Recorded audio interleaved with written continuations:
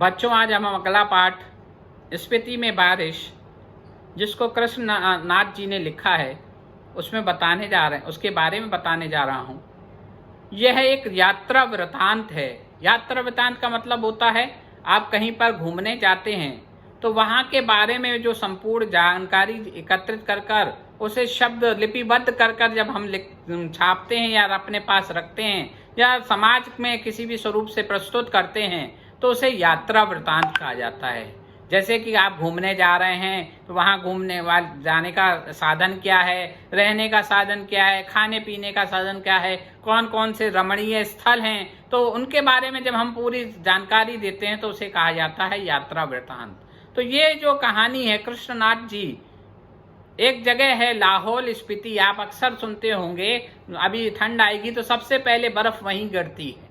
तो उसके बारे में वहाँ पर गए हैं घूमने के लिए, तो वहाँ के बारे में उन्होंने वर्णन किया है। इतना दुर्गम स्थान है ये कि वहाँ पहुँचना भी बहुत कठिन है। आज के वक्त भी वहाँ पहुँचना बहुत कठिन है। क्यों? क्योंकि हर समय वहाँ पर जो है जो बर्फ ही बर्फ ढकी रहती है, बारिश होती नहीं, सूर्य बहुत कम निकलता है, हर समय बर्फ से चारों तरफ से ढका रहता है। तो वहाँ रहने का जो जीवन यापन है बहुत कठिन है।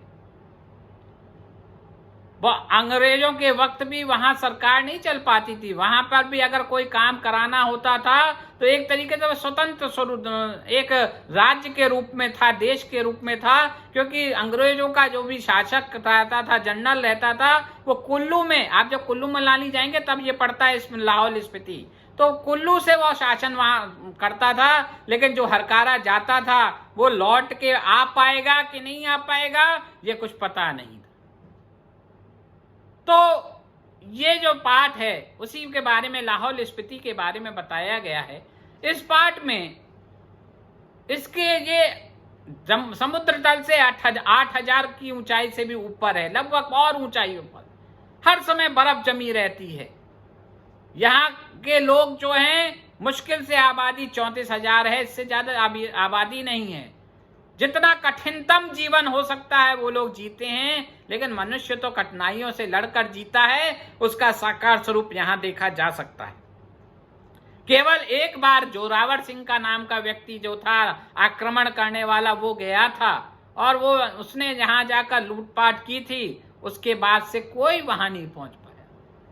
वहां पहुंचना बहुत कठिन है, दुर्गम पहाड़ियां हैं, ऊंचे ऊंचे पहाड़ हैं, वहां बिजली वगैरह सब व्यवस्था है, लेकिन रहन सहन बहुत कठिन है, क्योंकि हर समय बर्फ रहती है, पानी मिलता नहीं है। पानी अगर लेना है तो आग जलाकर पानी को मिलेगा।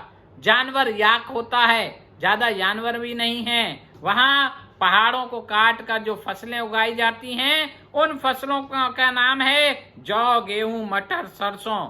यही फसल वहां उग सकती हैं, और कुछ भी फसल को वहां पर उगाना बहुत कठिन काम है। बहुत ऊंचाई है यहाँ पर मुश्किल से मुश्किल जो है व्यक्ति का जीवन कठिनाइयों से भरा हुआ है। आपको मैंने बताया कि लगभग 34,000 के आसपास के लोग यहाँ पर रहते हैं। इसकी सबसे ऊंची चोटी है वो जो है वो 23,000 फुट की ऊंचाई पर। समझ जाइए कितना जबरदस्त ऊंचा है।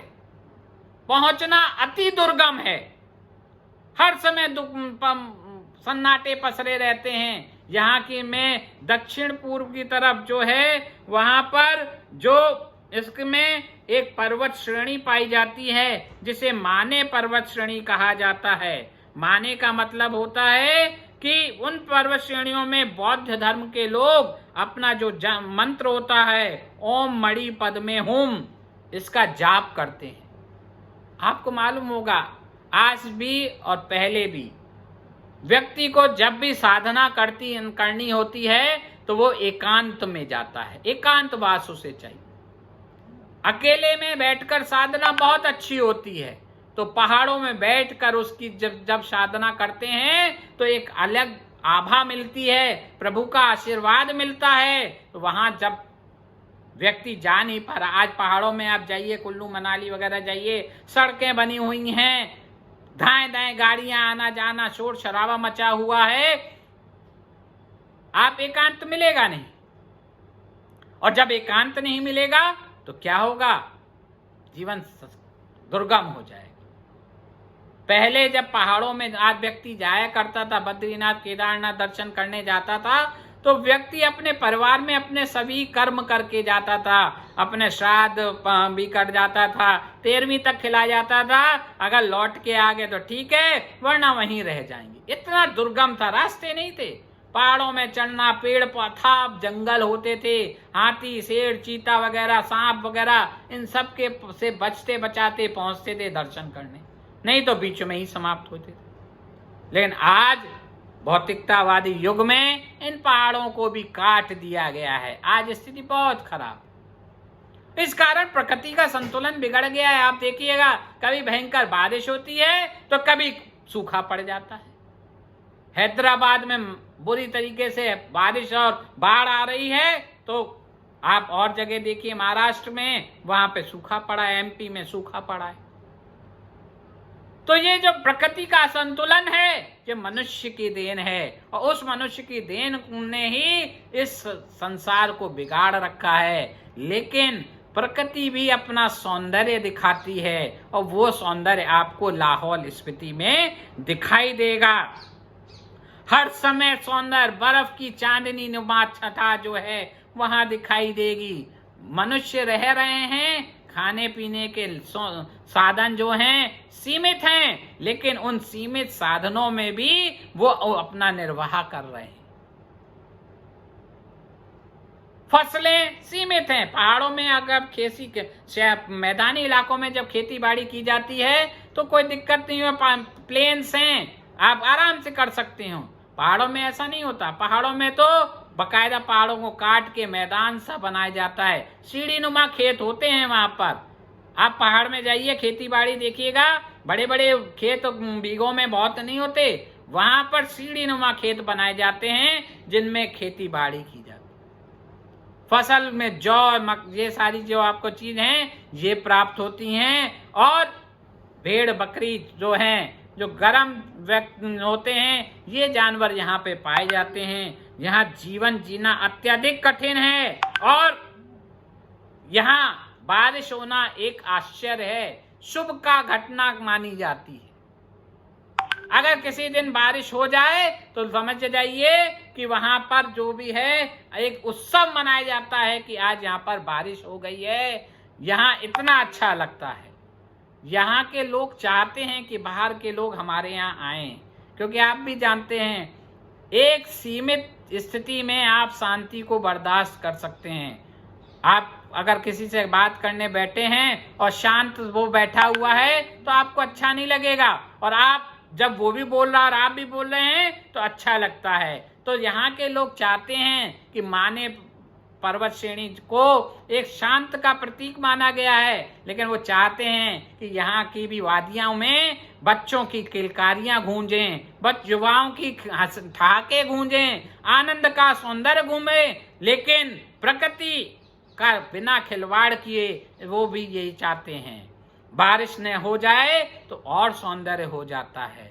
और जब ये लेखक जो हैं कृष्णनाथ जी अब एक दिन अपने कमरे में बैठे थे, तभी उनको आवाज सुनाई दी, खिड़की खोली तो बारिश हो रही थी। बड़े अच्छा लगा उनको। तो वहाँ के जो स्थानीय निवासी हैं उन्होंने उनको बहुत शुक्रिया अदा किया। बोले आप बहुत सज्जन हृदय हैं, बहुत अच्छे हैं, आपका आना तो हमारे लिए बहुत शुभ हुआ। क्यों? क्योंकि आज बारिश हो गई।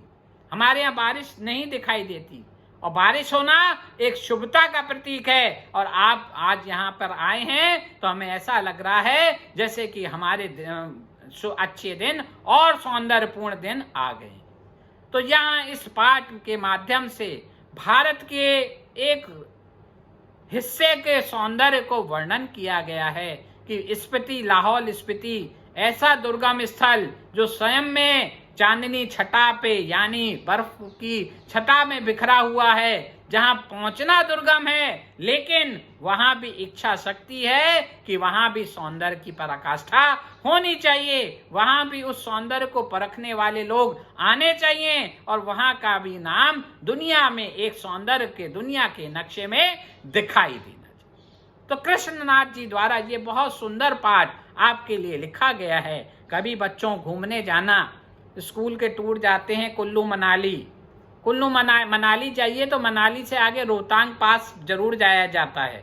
बर्फ ही बर्फ दिखाई देती है दूर दूर तक।